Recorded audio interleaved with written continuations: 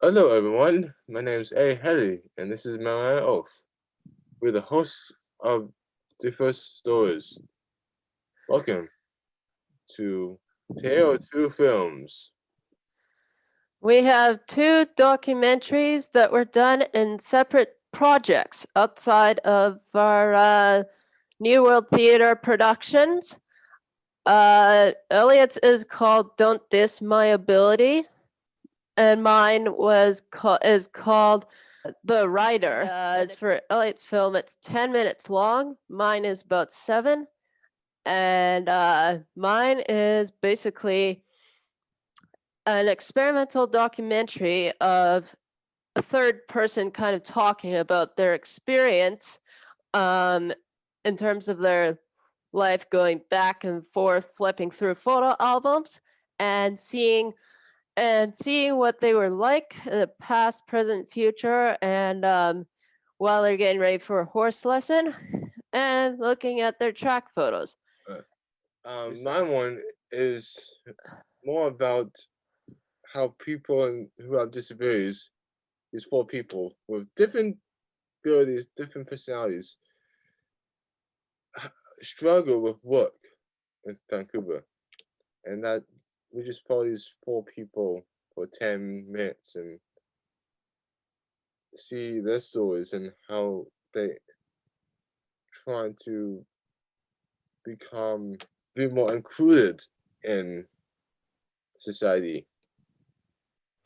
That's sort of what mine has as well, because it's talking about not just what me, the person meaning me, is doing, but uh, at the time of the film, but also it's talking about how there's currently no end at present time for the struggle of finding like job openings and stuff, opportunities for people who are intellectually challenged and stuff like that. Just like me and you. And that's not very pleasing for people like myself who do so much hard effort. A mentor of mine, work with me who is not going to be available to show up next week. Yeah. The reason we have mentor and mentees is we want to discuss our experiences about filmmaking and how it impacted us.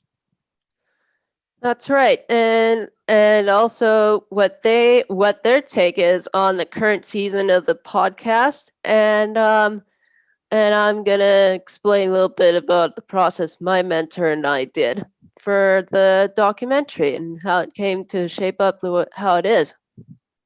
What what made you want to do a experimental film at Emily Carr? Well, it was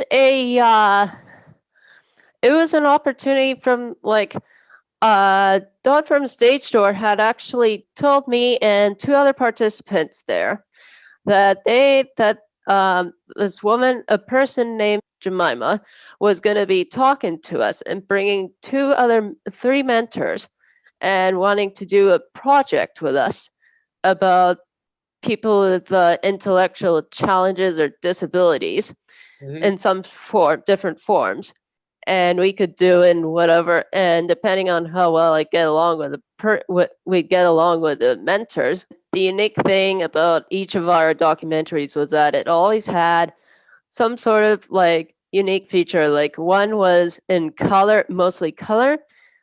Sorry, two of them were mostly coloring related, and and I wanted to make mine stand out a bit more uniquely and have it in black and white so that it would look like it was kind of modern and past type of thing. Yeah. Like for me, I did more modernized. I did color and shows like streets, shows people in modern clothes, and shows the struggles of ordinary day people with disabilities. I wonder how this project of yours with your mentor came about at Capilano. I want to do something that shows how we struggle in Vancouver and not just as a one-person team, just as a person with disabilities in everyday life. Yeah, and I remember I watched your film, and there were about like four people, as you said before in a previous podcast, Yeah, and one of them was our previous recent guest. yeah, And yeah, like it's not about like as we say in the podcast here and in Vate documentaries, it's not about like judging people because that's just labeling, yeah. bunch of nonsense, and it's not necessary.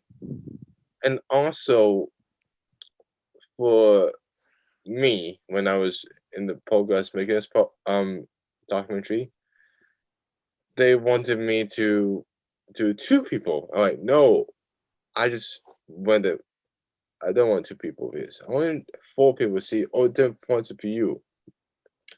Yeah, yeah. One point you wanted it to be me.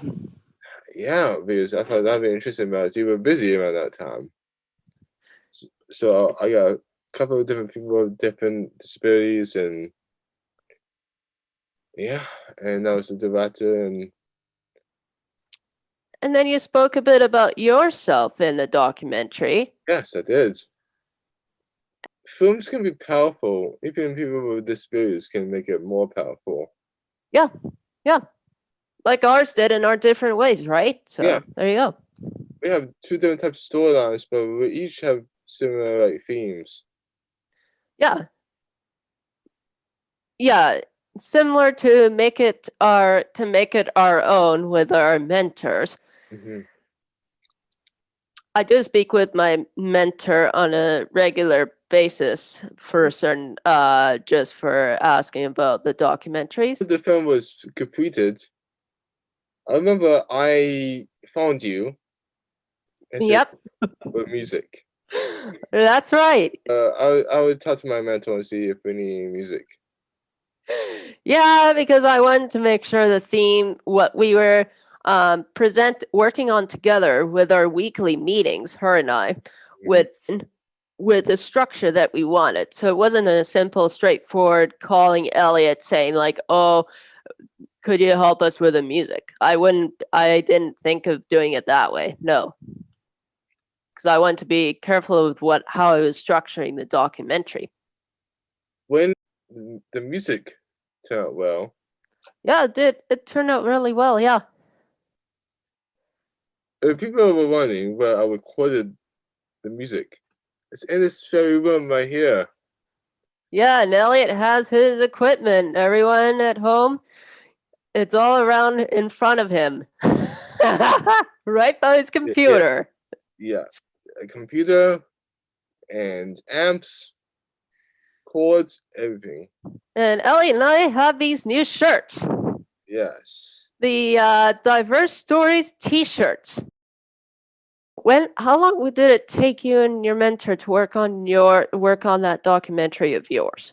If I had to go back in time, 3 to 4 months. Roughly the same for mine.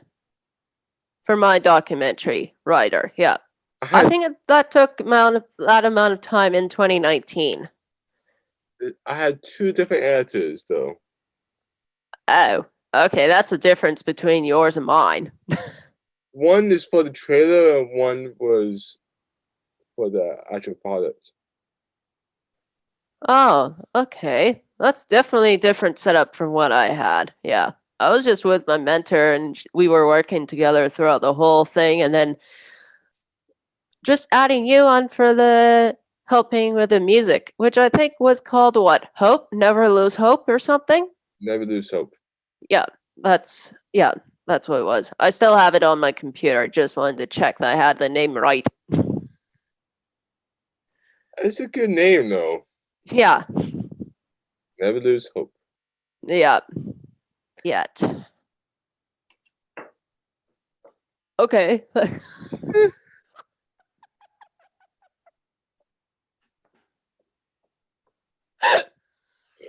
I'm sorry about that, Elliot. He just had to come in here for that. He just had to come in here for that. Yeah, as you can see, guys, my dad just sometimes comes in here to give me things or get paper from my printer because his printer isn't in any easy access right now. It's not broken, it's just not accessible because he's having work downstairs. Yeah. Work done there. This thing's over. One of the things I'm gonna try to do is be doing uh acting at a theater similar to stage door, but not quite the same thing. And when I was watching a TV show when I was younger called Sesame Street, and there's this guy named Bert who I didn't really like very much because his eyebrows looked like a banana. They would look really thick. And one of my favorite characters there from Sesame Street was a Cookie Monster.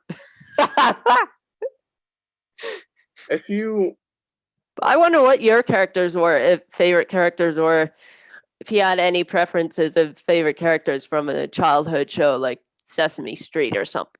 that's a good question. You don't know one. I like Doctor Who. Oh, Doctor Who. Oh, I think my dad told me about that one of how he's interested in it. Yeah. It's about time, space, time traveling, go to different planets, and Interesting. yeah. That's from that came out like 1953, 1953 or 1956, around there. It's a very old show. Yeah. Huh. If I had to be in a show, Yeah. What show would you be on? I think I'd be in a drama series. Oh, right. Okay, you're thinking about genre type of shows.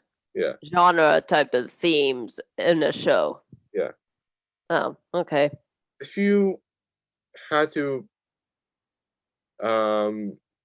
choose what type of role, like a princess or a hero, or what type of person you want to be in a show? I don't know.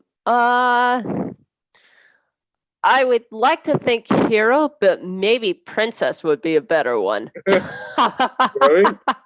Hey, yeah. Yeah. Because my dad sometimes calls me that. I think I'd be like the hero or the villain in the show. Mm. Because that can be very scary sometimes.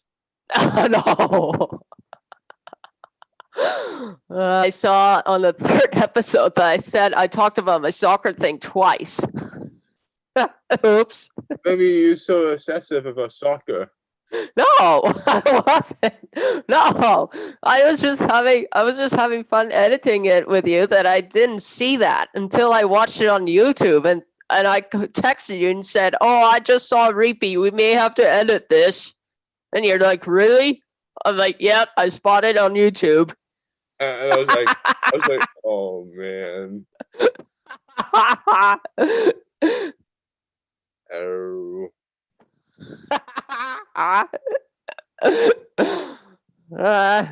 Like, where that? I feel like, really have to do this again? Yeah, so I did a recent vlog for the website actually about our initial discussion about the name of the website, spelling of it, and I did a cartoon boy who is a diver.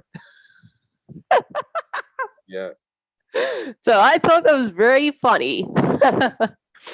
I thought this might be, because of my documentary, I thought this might be worthwhile referring to here, that my developmental delay, if I'm gonna expand a little bit more on this.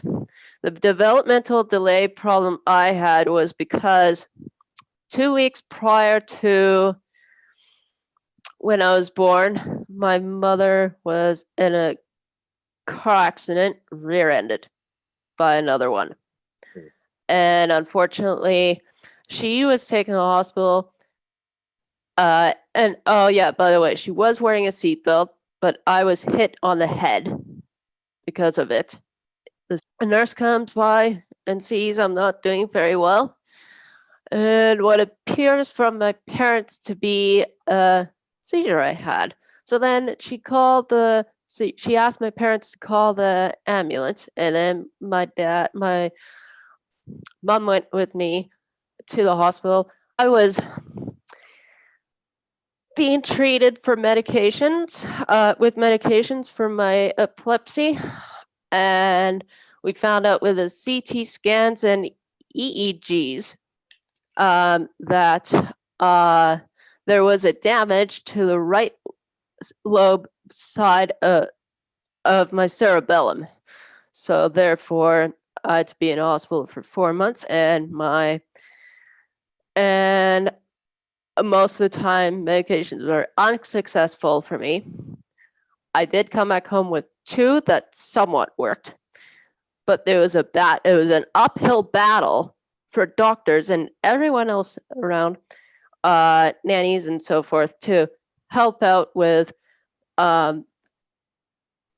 progressing my development up to where I am now, because no one really knew back in the hospital days, like with you, Elliot, about like how I was going to turn out, if anything.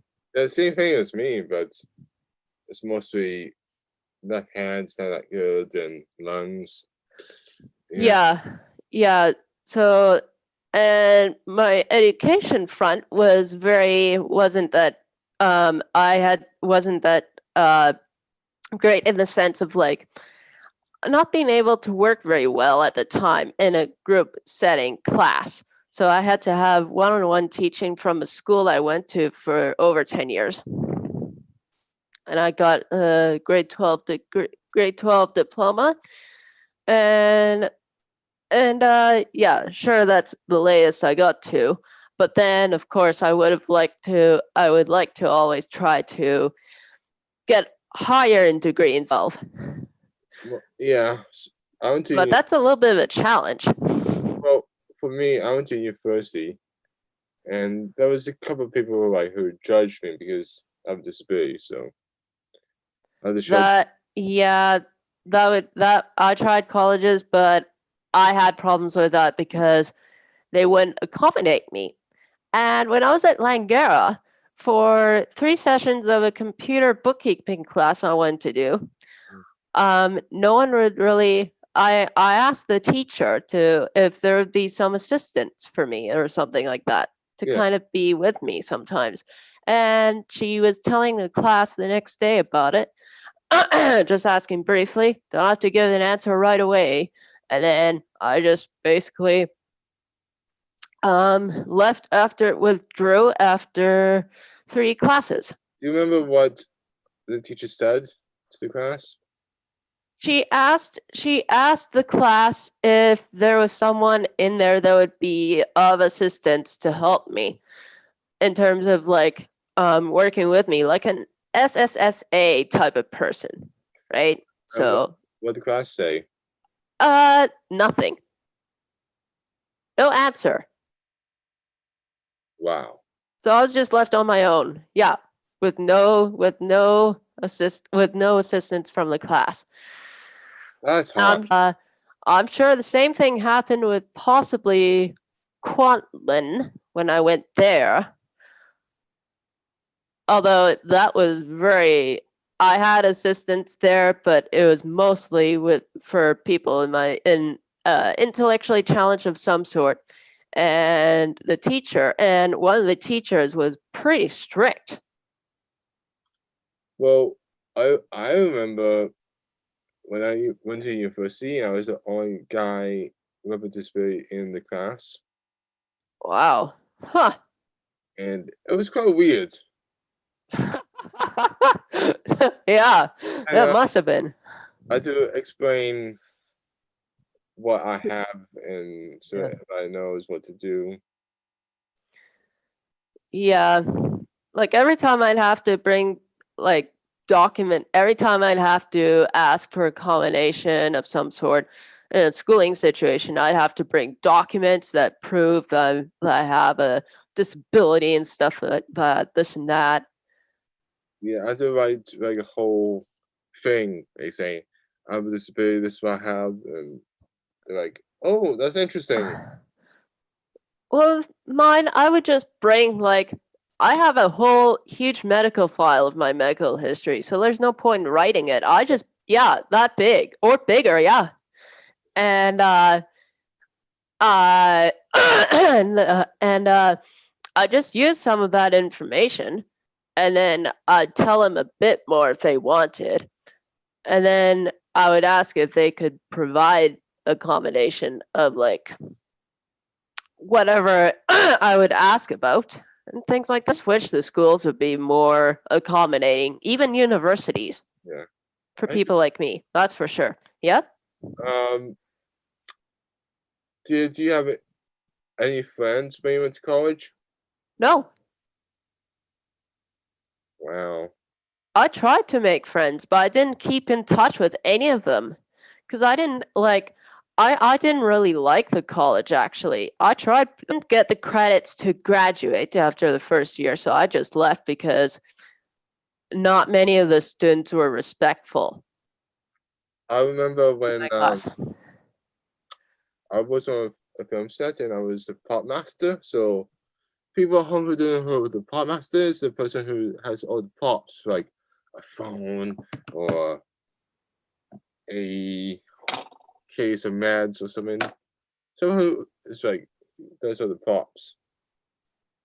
Yeah, or for a little joke, or magnifying glass if you need to see something extra big. Yeah. Yeah. So I bought these two bottles. It's maybe like a size, like around this big size. Hmm. And I was okay, guys, don't touch this box. It's a sponge out on it, right? Yeah. So one of the guys, the director's assistant, put his bag like thump, right next to it and smashed one of the bottles. Ah, terrible. What a mess. I was frustrated with the guy. Oh no. So one bottle left, Okay. and I was supposed to toss it onto set, right? Yeah. And the director just grabbed it from me, and he. Okay. So it's my job to toss it, not the director. Okay, that's a weird one. And me and the director had this hate-love relationship. Hmm. Well, I didn't. And oh yeah, so I saw one of my former I saw one of my former college classmates one time on a bus in Vancouver when I was still living there. I forgot where I was going to, but probably to Stage Shore or somewhere else. And I ended up, oh no, maybe to my dad's previous, where my dad previously stayed in Vancouver. Let's put it that way. Mm-hmm. And the person I was talking to had was talking to me. We were talking to each other and things, and then she admitted that she thought I wasn't nice and realized that she was wrong for judging me that way. So Yeah, she admitted that she was wrong. she shows you in which way, though. Then just years later saying, oh, sorry, I judged you thinking you weren't nice or something. Regarding this accent thing my mother had, my dad had actually she had someone write a statement for her about what happened, and I have in my file. And it talked about the details of what happened specifically. And there was also information about how my dad had told the what was it had told ICBC that I could have been more severely really injured from that accident. Mm. Based on the way I was hit with that seatbelt, right? I could have been really hit. Yeah. And the doctors when I was in the specific area of the hospital I was in admitted to was the ICU, neo intensive care unit. Mm-hmm. And while I was there, part of what they saw was this. It stretches up longer than the arm itself. It goes all the way up to my shoulders and my shoulder and my back, all on the right side. Okay. So that's well, it's supposed to be really well. The doctors thought it was really odd and interesting, right? Because I don't know if they've seen anything like that, Like, and it's never. And it's supposed to be. The thought is it's supposed to be going away shortly after birth, right? yeah. But never did for me. So I've had it there since birth. And I always thought it was a birthmark, but I don't know. We came up with different names for it. Like for me, like doctors thought, oh, he won't survive because he has seizures, right? Yeah. Okay. My mom's friend came in and she recorded mom and she said, I think this guy's gonna be 6'2", 6'3" when he's old. That's interesting. She predicted how tall I'm gonna be. Oh, that's funny. All we knew about me is that I was a pretty long baby. And I was one of the tallest girls in my class. I was a tall boy in my class.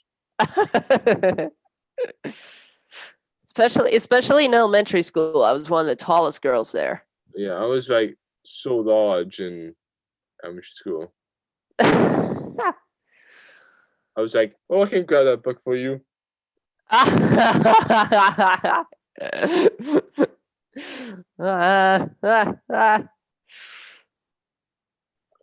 It is really weird nowadays. If I go back 20 years, Yeah. and our lives have changed so much, like from Yep. from hospital to now. That's right. And when I was home, after I got home from my hospital time, I had occupational therapy, speech therapy, and I had all those. And as my dad has told me before, my mother set that up too. I had to. She did a lot of work with setting that stuff up and trying to make sure I could speak because she was so focused on my hearing that she thought I couldn't hear, but wrong. I could hear, and like she really wanted me to speak. Yeah, it's the same thing with me. Like I had speech therapy and horse therapy, and then that's interesting. Then I wonder if you also had what was it called? Sign language teaching, because that's what I had briefly. I had a small sign language teaching too. Interesting. It was just I haven't used that often. I haven't used it. No. Like learn sign language. We don't need it. Yeah. Maybe I don't need it either, but I have a book I bought a while ago just for learning in case someone else needs to talk to me and I have to learn sign language. We were siblings. That'd be so strange. Yeah, that would be strange. I'm more like dark brown hair, and I don't know what your dad had when he was younger. Same hair color as me. And all of this stuff regarding our life, my epilepsy and all that happened. And then shortly a few months after I was born, she was actually diagnosed with cancer. And then after 3 years of struggle, she passed away in December 1992. I remember her really. All I remember is like stories from my dad and albums that I have of pictures. And yeah, so it's very that part of my life is sometimes emotional and very difficult for me to talk about with many people because it's such a death is a sensitive subject depending on who regardless of how close the person was to you that would pass away and stuff like that. So that's just a very that part of my life is just very tough. So next week we're gonna have a show about the mid-season of how the podcast has gone so far, and just review the next few episodes that are gonna happen after this one. All right. So like and subscribe.